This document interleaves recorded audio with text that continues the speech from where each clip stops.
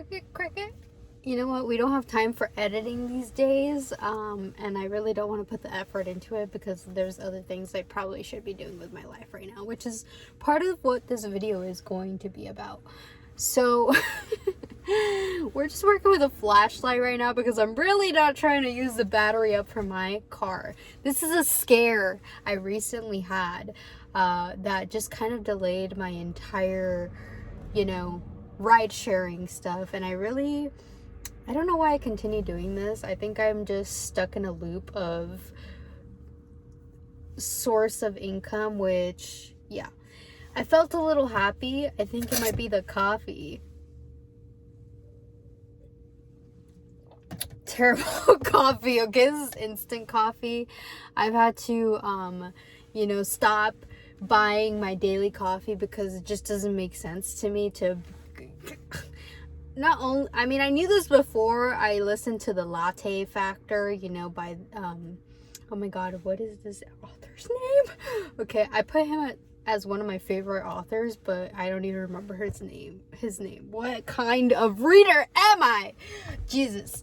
Okay, so, yeah, this Turbo Coffee, instant coffee, it defeats the whole purpose of coffee, okay? Anyway, you don't need to hear me ranting right now. Yeah, if you've seen me in the last few weeks, I've been pretty damn miserable because everything has been going wrong in my life. So this moment of happiness, of outburst, I just felt, I was like, ooh, make a video. It'd be like perfectly great for a video full of personality on YouTube, right? Yeah. Anyone in my family that watches these videos are probably like, yeah, this person who is on this video is not the person we see on a daily basis, because I'm a pretty serious person, just quiet in my day-to-day living. Okay, so yeah, I was just thinking, like, what the hell am I doing, because although this is like a source of income for me, the only as of right now, probably shouldn't disclose that to the public. The internet is forever. Yeah. The internet is forever, guys. So whatever goes out into the world, yeah, somebody finds this video somewhere, and that's just like what happens. And I don't really aspire to be like a YouTube influencer, so I don't know why I'm doing this. But you know what? Something that I have realized is that I have overworked myself to the bone doing this rideshare stuff. And I remember when I was attending university and I used to see these little tables that were laid out. As a matter of fact, one of my roommates, when I first left to college, used to promote Uber, like when they weren't even what they are now, and she wasn't a driver herself, but she would promote it. And now, like, look where I am. I'm right here, and I'm ungraduated yet. She's graduated. This was something she used to promote. Like, not comparing or anything, but it's just like, you pay attention to, like, where your lives go in different directions with, like, people you used to live with in college, and you're just like, what the hell happened? Yeah, that's where I am right now. Not understanding what the hell happened to my life, because frankly, I'm not very happy with my life choices. Yeah, that's a harsh truth. That is a very hard pill to swallow, because with all these self-help books that I listen to, you'd think like my life would be somewhere else, or you'd think that my confidence would be at a much higher level than what I've been experiencing these days. And I think I've just been in my head, like, just thinking about all the negative things that have happened in my life and all of the expenses I've incurred doing this rideshare business, and just making really bad financial choices with loans and credit cards, like consumer debt. That is one thing I'm trying to get rid of as of right now. And it's not like excessive debt, but in my eyes it's pretty excessive. And I've tried seeing, like, my life from the perspective, the spectacles of other people in my family, like, just how they see things from their eyes and, like, what they haven't lived. when things were good, because it's so weird. Every time my family ever sees me, like, it's usually when things are bad. So they're like, why do you keep going into this loop of just terrible life standing, you know? Because when things are good, like, nobody sees me. I'm out there living like a free bird, out of the cage, like, free, okay? And I'm happy. But when things are not going very good, I'm not the happiest person to be. I just keep the ball rolling, but it's not pleasant to be around me when I'm in a moody, bitch mood, right? And recently I've looked at my standing for like school, and I'm like, how did you get here? You know, everything, like, choice that we make in life, I mean, some things can happen on the outside, like, you know, natural disasters, or, you know, just people that coming to your life that are just like empty vessels that don't realize, you know, you shouldn't mess with other people's lives. But yeah, that's not the reality. It happens. You know, things like that can throw you off track. But as for your own personal choices that I've had to review for myself, like, you made some really just idiotic decisions and you just have to accept it. Yeah, those moments hurt a lot because, you know, it kind of like, it's offensive to your intelligence when you make bad decisions of yourself, because you're just like, what? I was actually listening to this other book called Smart Women Screw Up Too. And that book just made me feel a lot better about myself, because I was like, how could you be so stupid? Okay? Like, you are so much better than this. How did you get yourself into these situations? What kind of person lets themselves fall into this, you know? I've had plenty of binge watching on YouTube, searching for, you know, people that have lived in similar circumstances as myself, that are like all happy about, like, woo, I'm living in my car. I mean, right now that is not the circumstance to like a full extent how I did these things previously. But it's still kind of the circumstance, okay? And, you know, these people save like $150,000, and I'm like, what the hell am I doing wrong? Why am I seeing more debt at the end of the money rather than money at the end of the month? It does not make any sense. So I'm doing something wrong, guys, okay? And something else that I have really just, I'm going to advise you not to do this. If you are one of those people out there that is ride sharing, you're like, I'll just do it by myself. I'm not going to sign up under anybody, because for whatever reason, people have problem with signing under somebody else. Like, it doesn't make any sense. You know, we're both losing out on money here, guys. Like, if you were to just let me explain to you, like, how that could have worked for both of us, you know, but some people just don't get it. So they rather just do it directly through the company, and you know what, you're making the company money rather than, you know, helping a sister and a brother out. In my case, a sister. Okay, in Christ, not like biologically, all right? Don't get crazy thinking that we're like biologically linked, and then, you know, yeah, no. No. So, here's a word of advice. If you start off ride sharing with a brand new car, do not continue driving your vehicle past your warranty coverage. Okay, let me tell you why.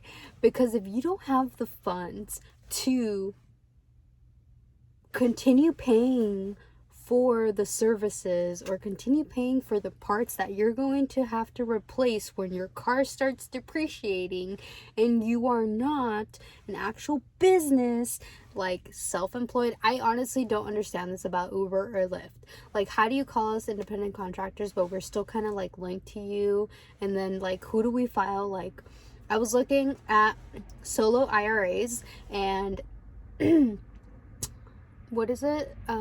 There's another type of IRA, like a 401k, you know, so you can put some money in there, because honestly, like, all this money that I show on my gross income that I made is actually kind of ruining my life now because I don't know how to handle this. And I've had a different structure prior to doing rideshare like this, and just managing the housing part. Like, I don't understand what's wrong with me. The point is, this is a very difficult structure for me to continue managing. So I'm telling you right now, if you are one of those people that went and got a new car from the dealership because, Uber requests quality, okay, let me tell you right now, Uber doesn't really care about drivers. And a lot of the people that are still here are just here because, well, have you looked at the job market? I mean, I don't know about y'all, but I've been applying for other jobs trying to get out of this. And I know that sounds horrible. I know it sounds pretty, having the flexibility. That's probably the only thing that's good about this, that you can log in and off of an app whenever you want. And there's enough demand out in the market where, there's rides requests pretty much at any time of the day. Obviously, you see it's nighttime right now, and I'm out here trying to make up the time, which is like an insanity to be doing this because I already know how this ends, right? I'm actually losing money doing this. It makes sense in how I've set things up in the 30-day requirement, which Lyft or Uber is not really gonna like that, because if they had it as like an employee structure, they would actually be losing money, right? Just like any other company, when they hire somebody, they want to know you're secured. You know why Amazon is willing to pay $5,000 to their employees if they quit and you're never gonna get hired by them again? You know why? Because they want people who are committed. Yeah, that they're not going to be wasting their insurance money or their hiring money or the benefit money that they put into that company. Okay? Because our indecisions of like constantly changing jobs and not being loyal to a company, how like the past generations have done so, like where they, if you're like a professor and you do like the 10-year contract, or if you stay in a job like 20 years or 30 years or 40 years because that's just your life and that's going to be your pension. Yeah, they're used to that. So us here that don't know what we want to do with our lives, like long term, yeah, we're problematic to the system that is supposed to, partially like take care of us. So this is what I realized, recently. And that is one of the tips I can give you from being a rideshare driver and putting myself in a very bad financial circumstance when things were not like this. I told my parents, I was like, you know what? I never got myself into student loan debt, but I certainly got myself into business debt. Am I happy about it? Hell no. Can I change it? Yes. Do I know how? No.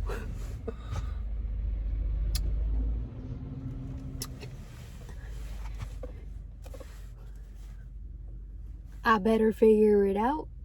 Yes. Because if I don't, like, the situation is just gonna get worse.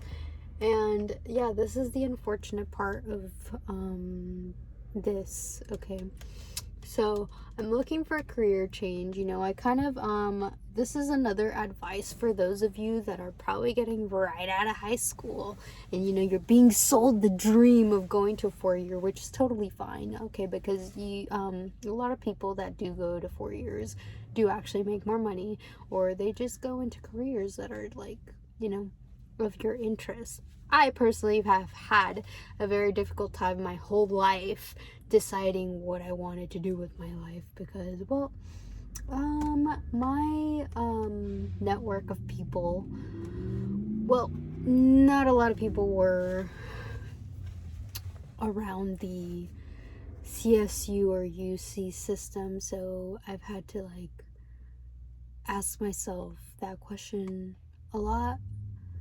more like, what do you want to be when you grow up? And I still don't know entirely. And that's something college counselors do not want to hear, your uncertainty about you going to these schools, okay? But I do think it's very smart to get an associate's degree and then maybe transfer to a university rather than just going straight into a 4-year. Unless you're that confident, you know, that you're going to make it through, then go ahead and do it. But I found a lot of very lost people within the university system when I was there, and a lot of people that would just stay in it because they did not know what they were going to do once they got out and things changed. So regardless of what field you go into, okay, it's unknown territory, it's going to be scary, and yeah, whether you go for it, you're going to face a lot of risks and opportunity cost. And obviously you're seeing the opportunity cost of the risk that I've taken now. I really didn't need this. I did not need this stress in my life. Okay. And I'm glad that, you know, I've provided over 7,000 rides for people, but this is just not doing it anymore, okay? And I'm kind of like losing it. Now, I'm pretty like...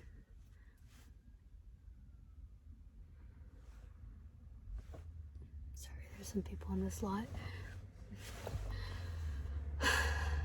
I'm trying to keep my composure as much as possible, because doing this, I've also realized that I've lost a lot of my study skills.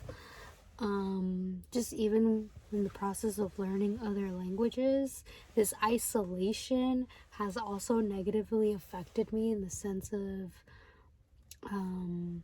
the networking I used to do. Because isolation for me is very comfortable. Like, I like to be alone. I'm like that introverted person that just enjoys it. Unfortunately, there aren't many jobs in this world that allow that, other than like maybe IT, but I really don't want to do IT. Like, that would be an idea, like pretty useful right now, especially because we live in a very high-powered technological world these days. At least in my reality, you know. I sure hope technology is not taken away, and even if it is, you know, we could always go to Japan. We could... Oh, hello. I promise I'm not getting pulled over, just an ambulance passing by. Hello, sirs. Thank you for your whatever, Gold Coast. Paramedics. There we go. Anyway, what was I saying? I totally went off the rails here with what I was saying. But you know what? After filing my taxes from this previous year, I don't want to say that I don't want to make a lot of money, but I definitely don't want to continue making a lot more money without the proper knowledge of what the hell I should be doing with my money. Okay? And I read books. Like, there's this book I've been reading, okay, because where else am I gonna find this knowledge for like lower monies? And no billionaire is gonna show up to my door the door for the car to tell me what to do. Okay, Smart Women Finish Rich. Supposedly this is supposed to be like the blueprint, and this guy David Bach has a website too where he has like some tools to see like all the debt that you have, and then, you know, what are the steps to try and get rid of that debt slowly. Because, you know, you don't want to end up like in your 60s or 70s and then have like nothing reserved for retirement. And I mean, I've thought about retirement for like since I got a job. Okay, since I was 16 and I got a job at a corporation structured place. Not like at a corporate level, right? But you're around that atmosphere and you just see like what it's all about. So I've thought about it for a long time. being the age that I am, I'm like, okay, I think I got this many years left. If nothing goes wrong, if I don't get into another freaking accident under somebody else's watch. Okay, this is why I don't like other people driving me anywhere. This is why, yeah. We need good drivers on the road. Thank God I have a license. Like, I would not confide in anybody else driving me these days. Like, I've gone through so much stuff that I am paranoid, okay? And even more when it's like somebody that you were going out with, like, you trying to kill me, boy? I don't know. Seems like it. I'm very doubtful about your interest in my well-being. But anyway, that's long gone, right? So yeah, guys, this is my focus. I'm trying to focus on retirement at this age because there is nobody in this world who is going to take care of you. Like, not even the government, okay? And I'm telling you because part of the way that I went to school was thank God to the government. But that was not forever, okay? And certainly don't count on there being a lot of opportunities later on the older you get. Like the women that I see on YouTube that, you know, use their beauty to attract a lot more, because believe it or not, like the way that you present yourself makes huge difference in the types of people that you attract to your reality too, okay? When you look like squeaky clean and like you groom yourself and you dress well in appearance and you take care of yourself, not only in the ways of like nutrition that you eat, because you know that helps your body. I mean, I don't know if you guys have noticed, like I've been living off of like PB&J these days. Yeah, I'm not embarrassed to say that. But just the lack of energy that comes from having a diet like that is just not worth it.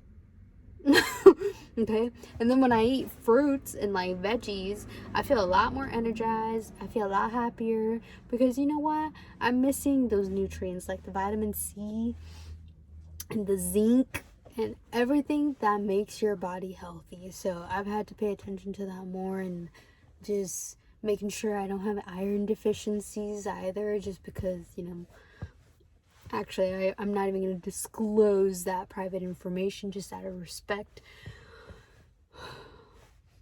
Point is, this crisis I'm facing in my life right now, I don't like this phase. And, you know, I keep working this because I don't want to fall back into a further worse position than where I already am. And, you know, building your life and getting housing for like alone, because the older you get, I think the more you crave that privacy, or at least when you've had a taste of like not living with family anymore, you're like, oh, I don't even want to go back. Like, show me the formula to not have to go back. Show me the way to have my own place. Show me the way to be the one in control of my life, okay? That's where I am right now, where the structure of how I've managed to have apartments before, or like my apartment, not like bought out of my own name or anything, but just renting a place for myself. You know, utilizing credit and savings, like that was just not realistic right now. Okay. So getting back to that, once I get there again, there is no way I'm stopping because I don't like where I am in life right now.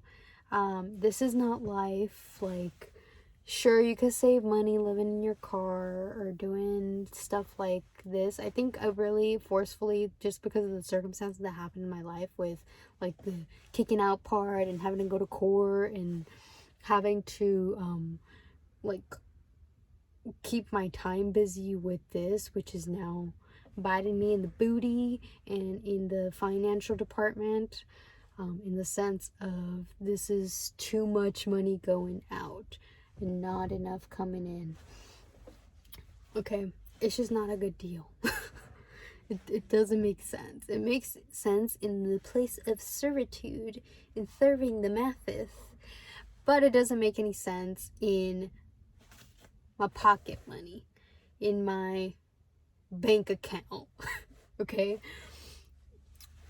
So, with that said, you people out there who are still on the road ride sharing, right? Make sure you pay attention to your mileage, and if you bought a certified car with warranty, pay attention to the miles before you put yourself in a hole.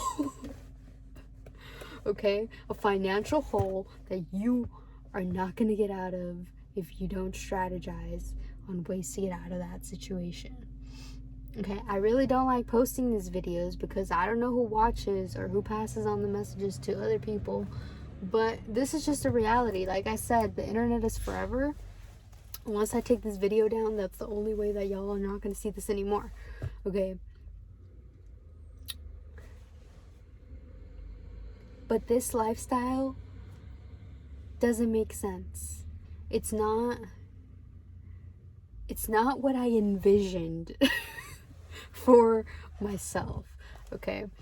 So